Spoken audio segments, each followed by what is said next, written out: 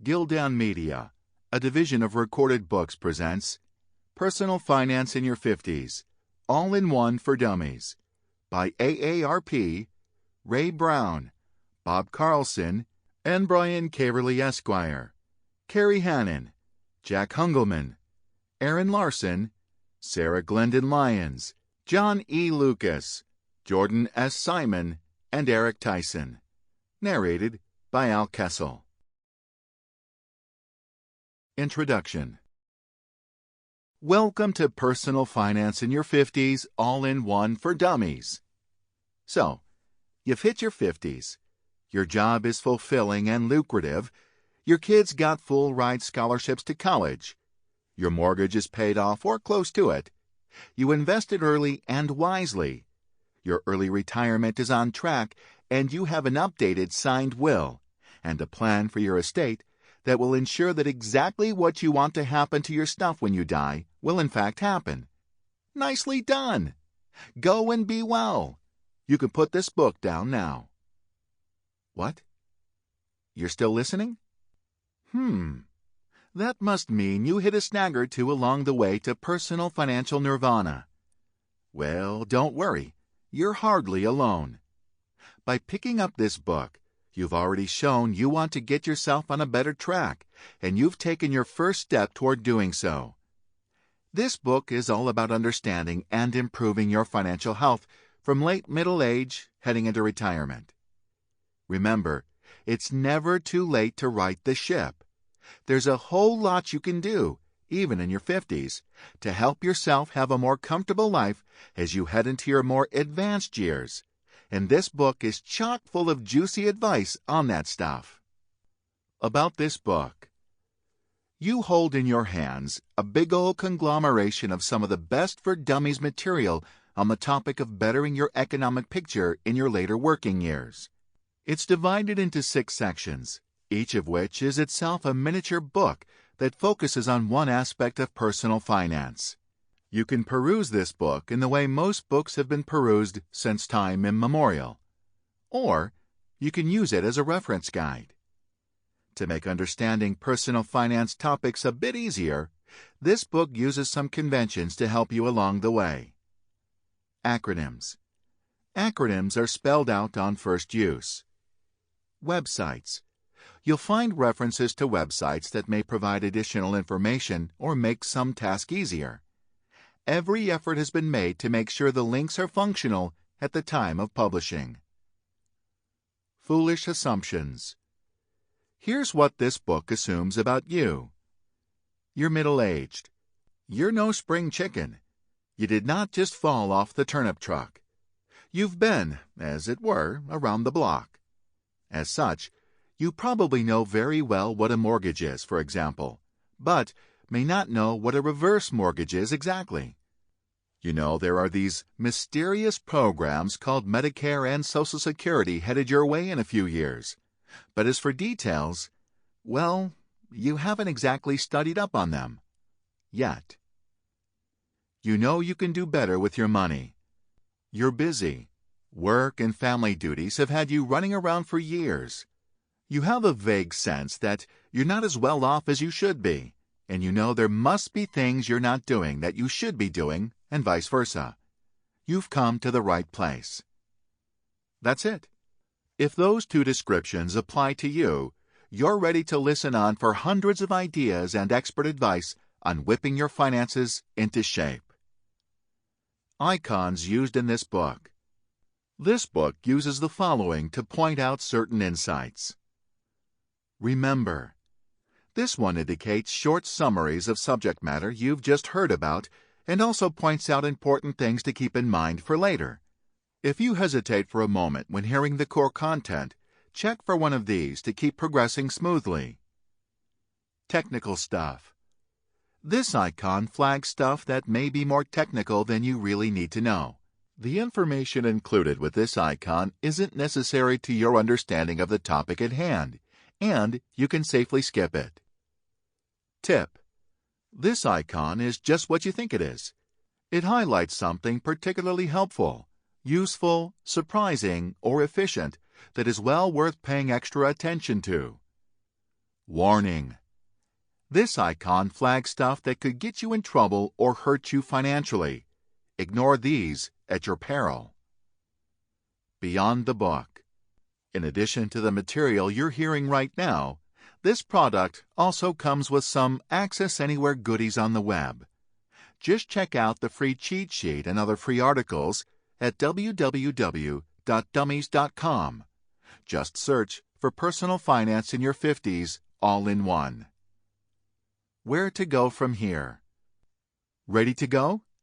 You're about to dive into lots of valuable advice. As mentioned, feel free to pour a mug of coffee, or heck, beer, sink into your favorite chair, and plunge into Book 1, Chapter 1. Maybe you're in better shape in some areas than others. Maybe your mortgage is actually paid off or close to it. However, you hate your job and want to finally strike out on your own and be your own boss, but you've never had the courage to do it. Try Book 1, Chapter 3. Or perhaps you really do have an up-to-date will, but you're terrible at managing a budget. Check out Book 4, Chapter 2 for loads of tips on budget management. Or you do indeed love your job, but you've put away next to nothing for retirement, and you're starting to get nervous you'll never be able to. Get thee to Book 1, Chapter 6, and get started on that. And no, it's never too late. No matter where you begin, you're sure to find a wealth of great ideas in this big old book that can make your life better. Heck, even if you pick up only one or two great ideas and implement them, such as buying an umbrella insurance policy, Book 3, Chapter 4, figuring out what you're worth so you can plan where it should go after you're gone, Book 5, Chapter 2, or turning the equity in your home into a steady income stream that pays you every month, Book 6, Chapter 2, then the book already paid for itself many times over. Congratulations on recognizing that you can and should be doing better than you are financially. Really, that's all of us. Because who has time to become an expert on all the dizzying aspects of personal finance? Oh, right, the authors of this book. So, let our hard-earned wisdom guide you. It's time to dive in. Book 1. Managing Your Career and Retirement. In this chapter, understanding current workplace realities, figuring out what you want and want to do, finding your place in the workplace, and retooling your job search strategies for the 21st century. Chapter 1. Finding a New Job After 50. Welcome, job seekers. Finding a job at any age takes work and dedication. Some older job seekers assume that employers would rather outsource jobs to cheaper workers overseas or hire younger, less experienced workers for lower wages. Although these suspicions are confirmed by the hiring practices of some organization, current studies show that employers are increasingly willing to consider older candidates, and that age alone isn't necessarily the reason some employers are unwilling to consider older candidates. This chapter aims to help you shift your attitude about job hunting from one of apprehension to one of hope and possibility, and to show you a few simple ways to rev up your job search mojo to today's new workplace reality for job seekers age 50 and older. Recognizing the need for and value of experienced workers. The times really are a-changin', and that's good news for your job hunting prospects. Whether you want to work in an office, teach yoga, or head up a company, more employers are starting to realize that hiring workers age 50 and older is good for business, and more employers are discovering the value of experienced workers. Unfortunately for job seekers 50 and older, the fact that demand for experienced workers is on the rise is a well-kept secret. Realizing that employers need you is an important first step in the process of finding and landing the job you want. It gives you the enthusiasm and confidence to set out on what may be a long and arduous journey. This section reveals the reasons that the demand for older workers is rising. to invigorate you for the journey ahead and remind you of just how valuable you are to employers who need your skills, talents, and experience. Remember, a job search can be disheartening for anyone, regardless of age. And if that's what you're feeling, never show it to a prospective employer. Always highlight the value you have to offer in every job search communique you send out. If you need a confidence lift, take some time and review all your previous achievements. Noting a change in the current workforce. Many CEOs are increasingly aware that they need to have older, more experienced workers on board. As the population ages, the workforce is aging right along with it. U.S. employees 65 and older now outnumber teenagers in the workforce for the first time since 1948. In 2002, workers 50 and older comprised 24.6% of the workforce. By 2012, they represented 32.3%. And by 2022, they're projected to be 35.4% of the total workforce. This emerging trend isn't likely to change anytime soon. More than 1 in 3 workers age 45 and older expects to retire at age 66 or older, compared to just over 1 in 5 10 years ago. Moreover, 72% of workers ages 45 to 74 envision working in retirement. Employers are getting worried about their future workforce. In a recent survey by the Society for Human Resource Management, SHRM, 1/3 of HR professionals predicted that the loss of talent resulting from retirements or departures of workers age 55 or older would be either a problem or a crisis for their organization in the next 6 to 10 years. The Manpower Group 2014 Talent Shortage Survey found that 40% of U.S. employers reported difficulty in filling jobs. Seeing experienced workers as an affordable option. The old concerns that hiring someone your age would probably be too pricey are being debunked. Contrary to common perception, workers age 50 and older don't cost significantly more than younger workers, according to the report, A Business Case for Workers Age 50 Plus, a look at the value of experience 2015, commissioned by AARP and conducted by Aon Hewitt. Shifting trends in reward and benefit programs mean that adding more age 50-plus talent to a workforce results in only minimal increases in hard dollar total labor costs. These trends include a broad move by large employers to performance-based versus tenure-based compensation, the decline in traditional benefit pension plans, and the fact that health care costs are increasing at a slower rate for older workers compared to younger workers. Meanwhile, in today's global and fast-paced workplace, firms often don't have the time to squander while a younger worker ramps up skills and knowledge. Companies are slowly realizing that to stay competitive, it's smarter to seek out and hire experienced workers. That means you're on the cutting edge of a sweeping change in the demographics of the workplace. Recent surveys show that companies are realizing that it's strategically smart to pay more attention to recruiting and retaining workers age 50 and older. When organizations need someone to step in and do the job right now and solve an existing problem, they're eager to hire the experienced worker. That's what the AARP report unveiled. Findings from a 2014 SHRM survey of HR professionals also back up that trend. SHRM's The Aging Workforce Survey also found that 2/3 of HR executives canvassed reported that their organization employed older workers who retired from other organizations or careers before joining their organization. Gold stars all around. The Aging Workforce Survey, part of a 3-year National Aging Workforce Initiative by SHRM and the SHRM Foundation, and funded by the Alfred P. Sloan Foundation, also found that 61% of the 1,900 randomly selected SHRM HR professionals indicated that their organization had attempted to capitalize on and incorporate the experience of older workers in recruitment and retention strategies. Kudos to them. The top advantages of older workers were having more work experience, cited by 77% of respondents, being more mature and professional, 71%, and having a stronger work ethic, 70%.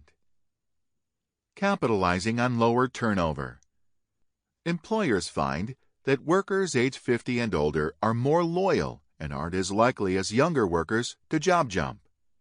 And that lower staff turnover benefits the bottom line because the costs of high turnover are tangible. Finding, hiring, and training a new employee is a costly venture, and it becomes even costlier when that well-trained employee decides to jump ship and work for a competitor. Plus, it's hard to put a price on the institutional knowledge that goes out the door with a departing employee. Now tack on the stress that managers and coworkers must shoulder to make up for the work that falls between the cracks when an employee leaves. And finally, toss in the toll of lost morale that accompanies the departure of a valued team member. Now, the employer has a serious problem. And that's clearly a big incentive for hiring a worker over 50. Older workers often anchor a team. Retaining older workers pays dividends too. Depending on your position and industry, the total cost of replacing you can range from thousands of dollars to as much as 1.5 times your annual salary. Retaining older workers reduces the one-time costs of turnover, which range from $7,400 to $31,700 or more per employee, according to AARP's most recent survey. This cost includes the time and money that go hand in hand with recruiting and advertising your job, bringing people in for an interview, and training a new hire. Harnessing the power of highly engaged workers. Aon Hewitt data show that older workers in general love their jobs more than younger workers do. Yes, we're more engaged than our younger counterparts. Perhaps we're grateful for the jobs in a way that someone new to the workforce has yet to learn to value and appreciate. For example, 65% of employees age 55 and up in large companies are engaged, compared to fewer than 60% of employees under age 45. Although this gap may seem small, it represents a statistically significant difference in engagement that can have a noticeable impact on business outcomes, according to the AARP report. In addition to being the most highly engaged age group in the labor force, workers aged 55 and older are also the most motivated. A whopping 81% of workers aged 55 and up are motivated, meaning they say that they exert extra effort and contribute more than is normally required in their job, compared to 76% of their peers aged 25 to 34. Talk about selling points for older workers on the job hunt. Reaping additional benefits. In addition to all those wonderful attributes already mentioned, older workers typically have the following: ability to make quick decisions and solve problems, greater maturity and professionalism, superior communication skills, both written and oral, ability to serve as mentors, critical qualities of reliability and dependability, more knowledge, wisdom, and overall life experience. Shoulders back. You're valued. Put all this positive juju in your back pocket and never forget how much you have to offer on the job. Tallying the benefits of staying in the workforce.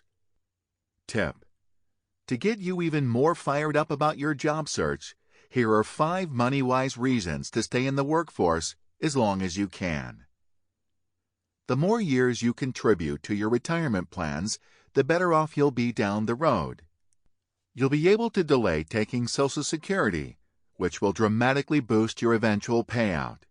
If your full retirement age is 66, for example, and you start collecting at age 70, your monthly check will be 32% higher than if you begin benefits at 66, and 76% more than if you start taking benefits at 62, when most people do. The longer you work, the longer you delay tapping retirement funds, which can continue to grow. Working longer provides income to pay for health insurance until you're eligible for Medicare at 65. Fewer employers are offering their retired workers medical benefits, and those who do are ramping up the amount retirees must contribute to the cost of coverage. Even better, you may find a job that offers you access to a health plan. Consider the advantages of a health savings account, HSA. If your employer provides one, take advantage of it. It's a good way to save as a tax deduction and use the dollars tax-free for qualified medical expenses. Money aside, you may want to keep working to maintain a sense of well-being. For people over 50, being engaged, not just involved, is important, according to a report by the Sloan Center on Aging and Work at Boston College. Similarly, when asked about their life and careers, 75% of people in their 40s and 50s said they want to make their life more meaningful, while 82% said they want to give back more, according to a study commissioned by Life Reimagined, which was created by AARP to help people with midlife transitions. Nearly 30% plan to make a career change in the next 5 years. Top reasons include having the opportunity to learn more and giving more back to the community.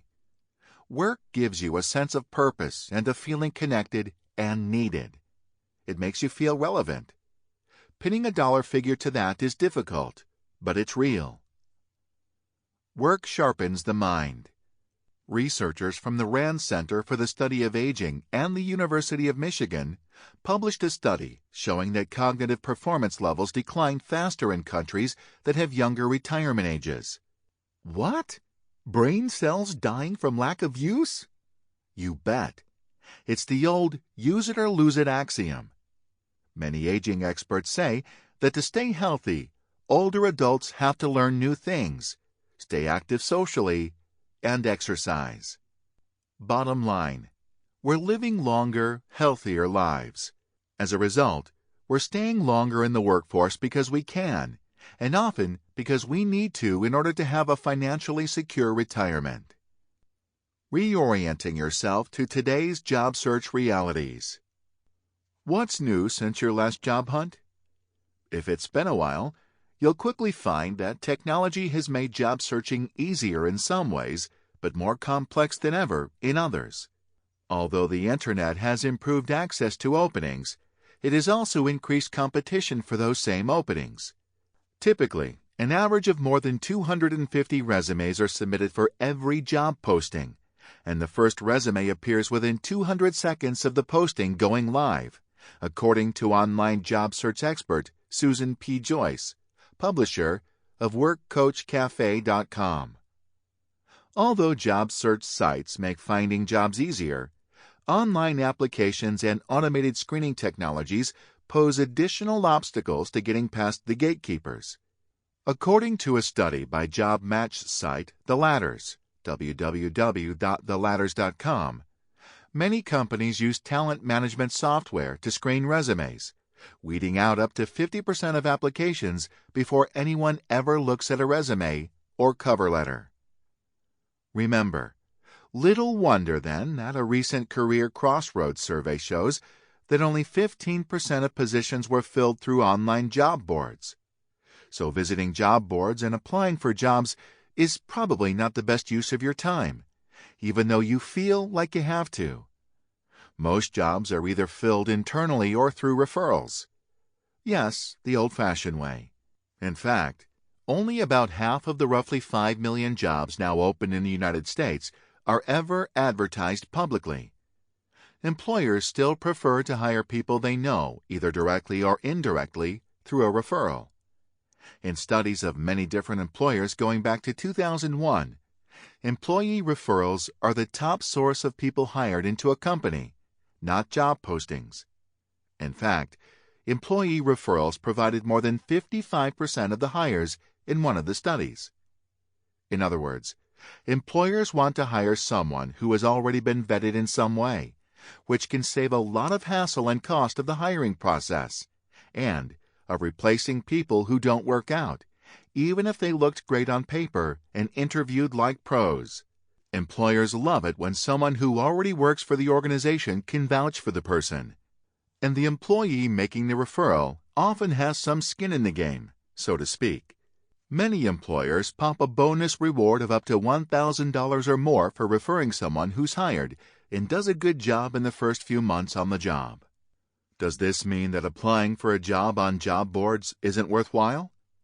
Not at all. Scanning the boards gives you a sense of who's hiring, what types of openings are out there, and salary ranges. But it does mean that other approaches, such as networking and marketing yourself, may ultimately forge a better route to landing a job. Deciding what else you want out of work. For many, their paychecks aren't generally what get them juiced about going to work. Most people say they're motivated by the people they work with, the opportunity to keep learning and growing, or the mission or cause of their employer's services or the product it makes. Sometimes they say they love the travel opportunities, so don't get locked into a must-have salary. When searching for jobs and comparing offers, be sure to account for other benefits, including the following. Flexible workday. Being able to work from home or having flexible hours or a compressed schedule are biggies. It comes down to being treated as a responsible adult and weaving work more seamlessly into the fabric of your life, and that may be getting easier to achieve. A Bank of America Merrill Lynch survey of 650 human resources executives recently found that half of employers are willing to offer flexible arrangements, such as working part-time or job sharing, to their most skilled and experienced workers. Healthy work-life balance. 3 in 5 people interested in a second career midlife say it's very important that the job leaves free time for the things they want to do, such as travel, education, or engagement in other activities they enjoy, according to a report by Encore.org, a nonprofit organization that's building a movement to tap the skills and experience of those in midlife and beyond to improve communities. Indeed, many of those interested in Encore careers appear eager to mix fewer hours of work per week with more years of work in total. Finding more flexibility may make working a few more years more palatable. Meaningful work. More than 25 million Americans, 50 to 70 years old, are eager to share their skills, passions, and expertise in Encore careers that address social needs, typically in education, healthcare, human services, and the environment, according to a 2014 study by Encore.org and Penn Schoen Berland. Of those 25 million, more than 4.5 million are already working for social impact. Another 21 million are ready to join them within the next 5 years. Opportunities to interact with others and stay productive. Human beings are hardwired to create, produce, and collaborate, and rewarding work provides opportunities to remain active and productive. A Pew Research Center survey found that working for non-financial reasons, such as job enjoyment or the desire to be productive, increases with age. Competitive benefits. An AARP SHRM survey of workers age 50 and up suggested older workers place significance on having competitive benefits and flexible work arrangements. When these workers consider a job offer, health insurance, retirement savings plans, and paid time off benefits play an important role in their decisions. For example, approximately 8 in 10 workers age 50 and older consider the availability of benefits such as health insurance, 82%, a pension, 401k or other retirement plan, 77%, and paid time off, 80%, to be very or somewhat important considerations in the decision to accept a job. Learning opportunities. Boomers tend to be curious, eager, and adventuresome. They're not geared to be couch potatoes, passively absorbing entertainment. As such, they value learning opportunities both on the job and through employer-sponsored continuing education programs. Employers are increasingly tuning into these incentives. So though they worry that they may not be able to meet your salary expectations, they're discovering that workers 50. Sample complete. Ready to continue?